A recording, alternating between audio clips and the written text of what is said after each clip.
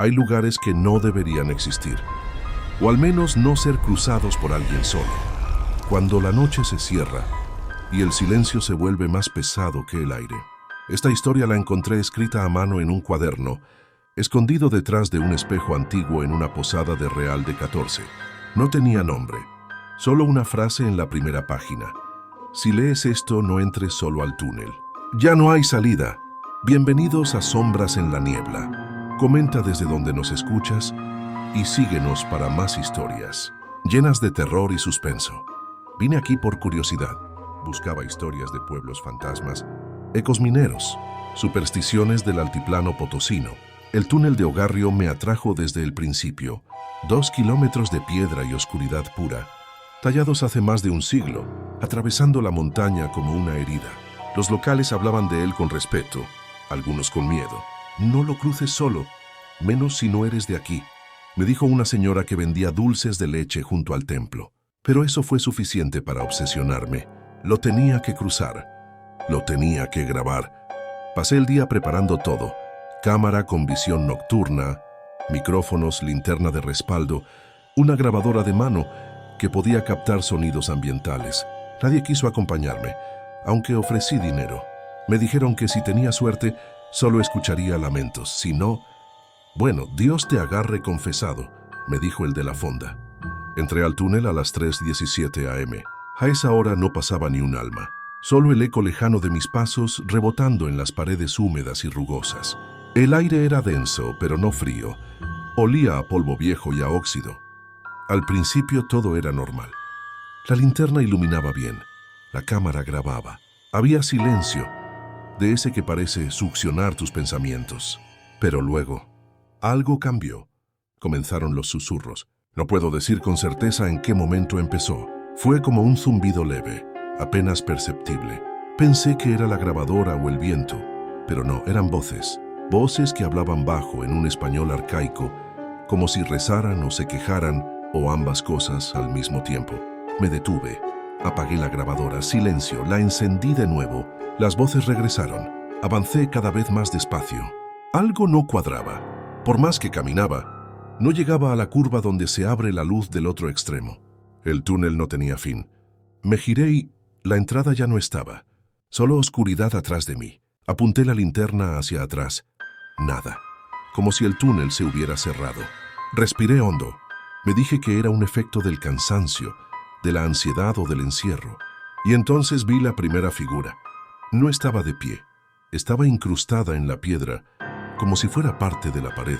Un rostro deformado, con la boca abierta como si gritara, pero sin emitir sonido. Tenía los ojos cerrados. Los vacíos. Retrocedí. Tropecé con algo. Volteé. Otra figura agachada, sin piernas, con una lámpara vieja colgando del cuello. Miré a los lados y vi que todo el túnel estaba lleno de rostros tallados en piedra, como si cientos de personas hubieran sido absorbidas por los muros. Y entonces se encendió una luz. Débil, verde, lejana, una lámpara de minero. Avancé hacia ella. Tenía que salir. Tenía que entender.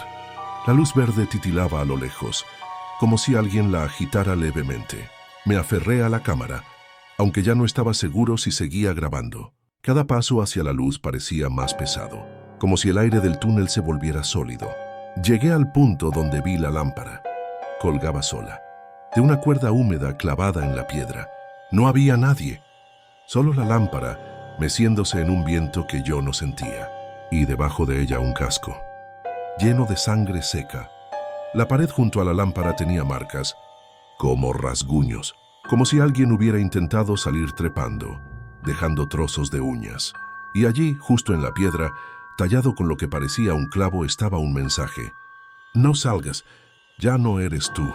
Quise correr, pero en lugar de avanzar, el túnel parecía tragarse mis pasos. Sentía que por cada metro que caminaba, retrocedía 2, como si el túnel se estuviera alargando a propósito.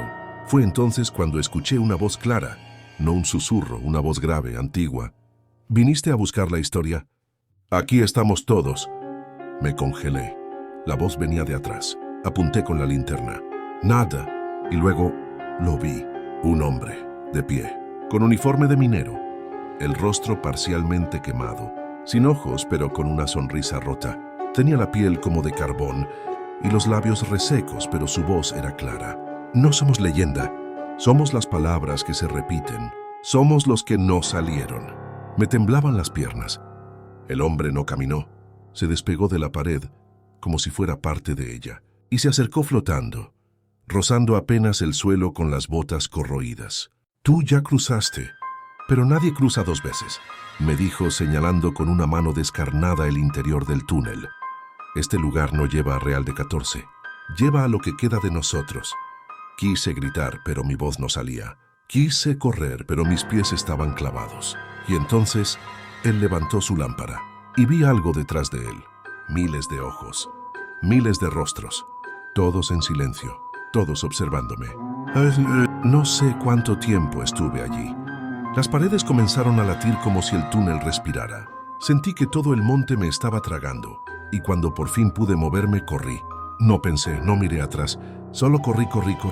Pero los pasos que daba no me acercaban a la salida, solo me hundían más. Y en ese instante lo entendí. No hay salida si cruzas de noche, porque el túnel cambia, se cierra, se convierte en otro. En un rincón encontré una cámara. No era la mía, era más vieja, casi de los 90. Tenía una cinta adentro. La tomé, la metí en mi mochila, y entonces vi que frente a mí se abría una puerta de piedra que nunca había estado allí. Crucé, no por valentía, por desesperación. Detrás de esa puerta había otra mina, pero no era real. Era como una réplica de todo el pueblo, tallado en piedra a oscuras, como si alguien hubiera recreado Real de 14 dentro de la montaña. Y en medio de ese otro pueblo, una figura familiar, mi cuerpo, pero con los ojos cerrados, y de su boca salían susurros, los mismos que escuché al inicio. Como si yo ya estuviera allí antes de entrar.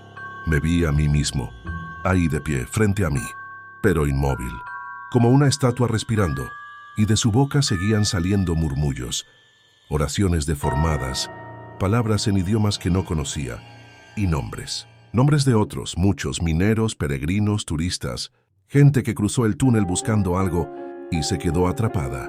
Me acerqué, lentamente, toqué mi propio rostro, si es que seguía siendo mío. Estaba frío. No era un cadáver, pero tampoco estaba vivo.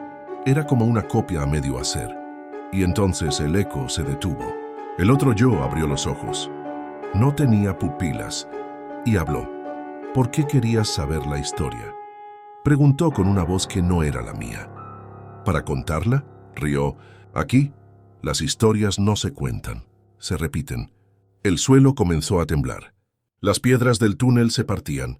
De entre las grietas empezaron a surgir más figuras, talladas, atrapadas, muchas con la boca abierta, como si estuvieran gritando para siempre, y todas miraban hacia mí.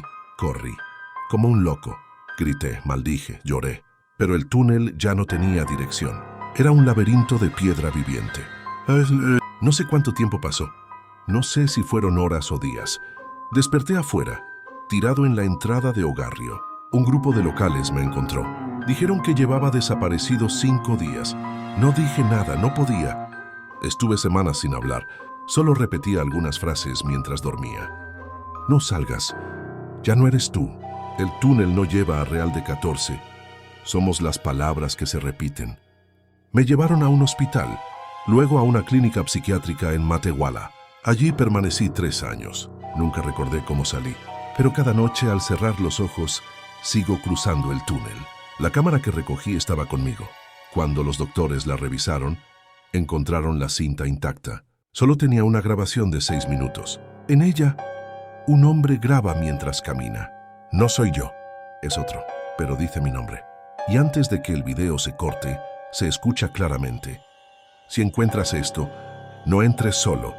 Ya no hay salida. Esto fue Sombras en la Niebla. Si esta historia te dejó con escalofríos, comenta desde dónde nos escuchas, compártela con alguien valiente y síguenos para más relatos llenos de terror y suspenso.